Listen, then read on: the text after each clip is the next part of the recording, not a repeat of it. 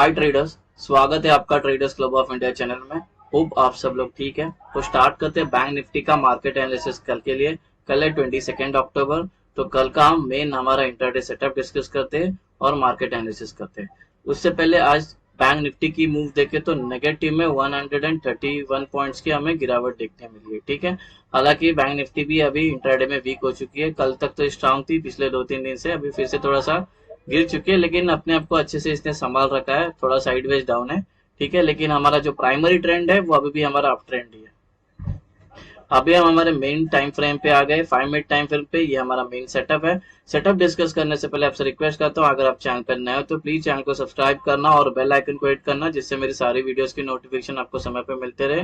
Video को पूरा देखना, बीच में स्किप मत करना। हाफ इन्फॉर्मेशन लेके जाके ट्रेड करोगे तो नुकसान हो सकता है। वैसे कोई टिप या कोई एडवाइजरी कॉल नहीं है, ना ही हम सेबी रजिस्टर्ड है। ये एजुकेशन पर्पस के लिए वीडियो है, तो इसको एजुकेशन पर्पस के हिसाब से देखना। अगर ये सेटअप आपको पसंद आता है तो पहले इसको बैक टेस्ट करना है, उसके बाद अपने ट्रेडिंग व्यूअर में इसको यूज करने लेना अपने रिस्क पे। और इस सेटअप से रिलेटेड और भी कुछ डाउट आता है आपको तो इस सेटअप से रिलेटेड अलग से एक वीडियो बनाया है, सेटअप को कैसे बनाया जाता है। उसका नाम है ब्रह्मास्त्र स्ट्रैटेजी, उसका लिंक आपको डिस्क्रिप्शन में मिल जाएगा, तो वीडियो एक बार जरूर देख लेना। गाइस, ये है कल का हमारा न्यूट्रल पॉइंट है और ये टेक्निकली हमारा नॉन ट्रेडिंग जोन भी होता है। ठीक है, तो इसकी जो रेंज है मैंने यहाँ पे मेंशन की, आप इस रेंज को चार्ट पे देख के प्लॉट करना। अभी रेजिस्टेंस लेवल डिस्कस करते हैं, और जो हमारे रेजिस्टेंस होते हैं वो टेक्निकली हमारे नॉन ट्रेडिंग जोन भी होते हैं। तो ये रेजिस्टेंस 1 है और इसके नॉन ट्रेडिंग जोन है और इसकी रेंज है। ये रेजिस्टेंस 2 है और रेजिस्टेंस 2 के अंदर प्रीवियस डे हाई इंक्लूड है, ये नॉन ट्रेडिंग जोन है और ये उसकी नॉन ट्रेडिंग जोन की रेंज है। रेजिस्टेंस 3 नॉन ट्रेडिंग जोन, ये उसकी रेंज है। रेजिस्टेंस 4 नॉन ट्रेडिंग जोन, ये उसकी रेंज है। रेजिस्टेंस 5 नॉन ट्रेडिंग जोन, ये उसकी रेंज। ये रेजिस्टेंस 6 नॉन ट्रेडिंग जोन, ये उसकी रेंज है। अभी सपोर्ट लेवल डिस्कस करते हैं, और जो हमारे सपोर्ट लेवल भी होते हैं वो सारे हमारे टेक्निकली नॉन ट्रेडिंग जोन भी होते हैं। ठीक है, तो ये सपोर्ट 1 है। सपोर्ट 1 के अंदर प्रीवियस डे लो इंक्लूडेड है और ये नॉन ट्रेडिंग जोन है और इसकी रेंज है। सपोर्ट 2 नॉन ट्रेडिंग जोन, ये उसकी रेंज है। सपोर्ट 3 नॉन ट्रेडिंग जोन, ये उसकी रेंज है। सपोर्ट 4 नॉन ट्रेडिंग जोन, ये उसकी range. Support 5 non trading zone, ये उसकी रेंज है। सपोर्ट 6 नॉन ट्रेडिंग जोन, ये उसकी रेंज है। ट्रेडर्स, ये है कल की हमारी नॉन ट्रेडिंग एंट्री और एग्जिट है। ठीक है, जब एंट्री और एग्जिट बन जाएगी उसके अपर साइड में ग्रीन एरोज मार्क करना। नॉन ट्रेडिंग जोन बनने के बाद बॉक्सेस के अपर साइड में ग्रीन एरोज और लोअर साइड में रेड एरोज मार्क करना, जिससे आपको एंट्री और एग्जिट आसानी समझ में आए। ग्रीन का मतलब है बेसिकली बाय करना है और रेड का मतलब हमें सेल करना है। गाइस, इस सेटअप के 2 इंपॉर्टेंट रूल है, वो जो मैं बताने जा रहा हूँ अभी ध्यान से सुनना, और निफ्टी में भी यही अप्लाई करना है। तो पहला जो हमारा रूल है, प्राइस को नॉन ट्रेडिंग जोन में आना चाहिए। नॉन ट्रेडिंग आपको पता है सारी जगह पे आपको नॉन ट्रेडिंग जोन है। ठीक है, तो पहले प्राइस नॉन ट्रेडिंग जोन में आने चाहिए, और प्राइस अगर नॉन ट्रेडिंग जोन में आ गए, एग्जाम्पल के लिए लेते हैं यहाँ पे नॉन ट्रेडिंग जोन, और प्राइस नॉन ट्रेडिंग जोन में आ गई तो उसको उसके अंदर 15 मिनट सस्टेन करनी चाहिए। नॉन ट्रेडिंग जोन के इधर 15 मिनट सस्टेन करनी चाहिए। फिर ये जिस साइड का ब्रेकआउट करेगी वो सस्टेन करने के बाद फिर उस साइड का हमारा ट्रेड बनेगा। ये 2 इंपॉर्टेंट रूल है इस जो निफ्टी और बैंक निफ्टी में दोनों अप्लाई करना, और इसके बिना हम ट्रेड में एंटर नहीं हो सकते, ये ध्यान में रख लेना। बात फ्लैट ओपन का डिस्कशन करते हैं। अगर मार्केट यहीं पे ओपन होती है जहाँ पे कल ओपन हुई है, तो ये टेक्निकली नॉन ट्रेडिंग जोन में ओपन हो जाएगी, जो रूल नंबर 1 है इसी के अंदर ये सस्टेन करती है, और यहाँ पे रूल नंबर 2 भी मेट हो जाता है। फिर ये जिस साइड का ब्रेकआउट करती है उस साइड का ट्रेड बनता है।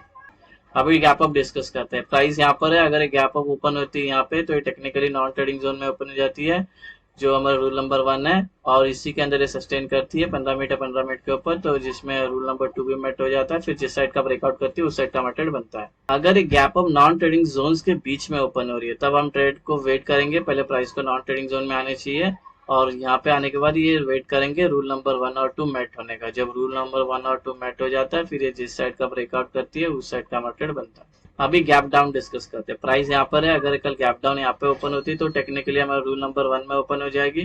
फिर ये सस्टेन करती है यहाँ पे ज्यादा टाइम, तो रूल नंबर 2 भी मेट हो जाते हैं। फिर ये जिस साइड का ब्रेकआउट करती है उस साइड का ट्रेड बनता है। अगर ये गैप डाउन ओपन होती है यहाँ पे और अपने आप को यहाँ पे सस्टेन नहीं कर पाती, तुरंत ऊपर जाती है और नीचे गिरने आती है, तो ऐसे में हम ट्रेड नहीं करेंगे जब तक प्राइस नॉन ट्रेडिंग जोन में नहीं आती है। तो गैप डाउन होती है और ये सपोज ऊपर जाने लगते हैं, इस नॉन ट्रेडिंग जोन में आके टाइम स्पेंड करती है जिधर हमारा रूल नंबर 1 और 2 मेट होता है। फिर जिस साइड का ब्रेकआउट करती है उस साइड का ट्रेड बनता है। अगर ये gap down non trading zones के बीच में ओपन हो रही है तब हम वेट करेंगे पहले प्राइस को नॉन ट्रेडिंग जोन में आने का, और यहाँ पे वेट करेंगे रूल नंबर 1 और 2 मेट होने का। जैसे ये मेट हो जाता है फिर जिस साइड का ब्रेकआउट करते हैं उस साइड का ट्रेड बनता है। अभी टारगेट कैसे लेना एक्सप्लेन करता हूँ। सपोज यहाँ पे रूल नंबर 1 और 2 मेट होगा, ये ब्रेकआउट आया और इस ऊपर के ट्रेड में एंटर हुआ, टारगेट 1 और 2 होगा। अगर ये वाला ऊपर का ट्रेड लिया रहेगा तो 1 2 3 होंगे टारगेट, ठीक है। अगर ये वाला ऊपर का ट्रेड लिया तो इसके ऊपर के लेवल होंगे टारगेट। सेम वे इसके अंदर दोनों रूल मेट होकर ब्रेकडाउन आता है, इस नीचे के ट्रेड में एंटर हो गए तो ये 2 लेवल होंगे टारगेट। अगर ये नीचे का ट्रेड लिया तो ये 2 लेवल होंगे टारगेट, और ये नीचे का ट्रेड लिया तो इसके नीचे जो सपोर्ट 3 है उसके 2 लेवल होंगे टारगेट। तो सारे टारगेट आपको ऐसे लेना है और निफ्टी में भी यही अप्लाई करना है। अभी ओआई का डेटा देखते हैं और ओआई का सपोर्ट और रेजिस्टेंस मार्क करते हैं, ठीक है। जैसे कि अगर मैंने ऑलरेडी ऑप्शन चेन एनालाइज करके रख दिया है, जिस स्ट्राइक प्राइस पे कॉल राइटर्स और पुट राइटर्स ज्यादा है तो उसका मैंने सपोर्ट और रेजिस्टेंस ले लिया, तो हम उस पर डिस्कस करेंगे। अगर कल ये अप ट्रेंड में जा रही है मार्केट तो ऊपर हमें एक रेजिस्टेंस है, स्ट्रॉन्ग रेजिस्टेंस जो है 52 500 का, 52 500 का, इसको लग के प्राइस नीचे आ सकती है, ट्रेंड चेंज हो सकता है। तो अगर हमारा रूल नंबर 1 और रूल नंबर 2 मैट हो जाता है, इसके अंदर ब्रेकआउट आता है, तो यहाँ पे घुसने से पहले एक याद रखना, सेफ एंट्री करना।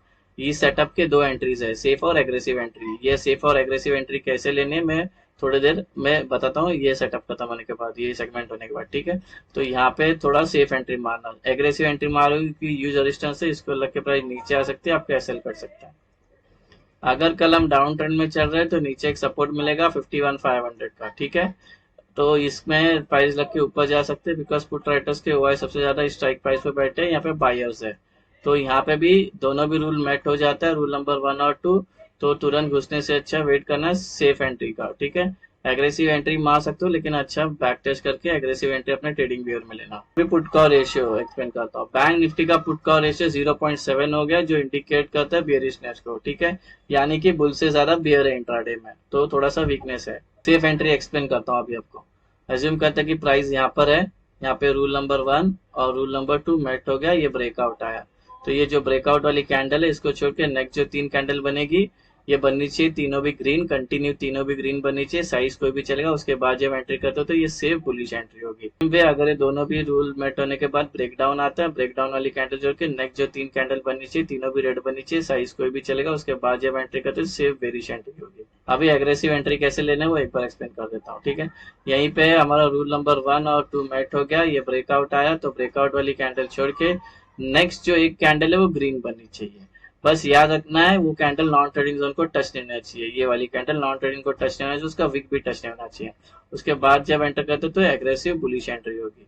सेम वे यहाँ पे दोनों भी रूल मेट होकर ब्रेक डाउन आता है, तो ब्रेक डाउन वाली कैंडल छोड़ के नेक्स्ट जो एक कैंडल है वो रेड बननी चाहिए।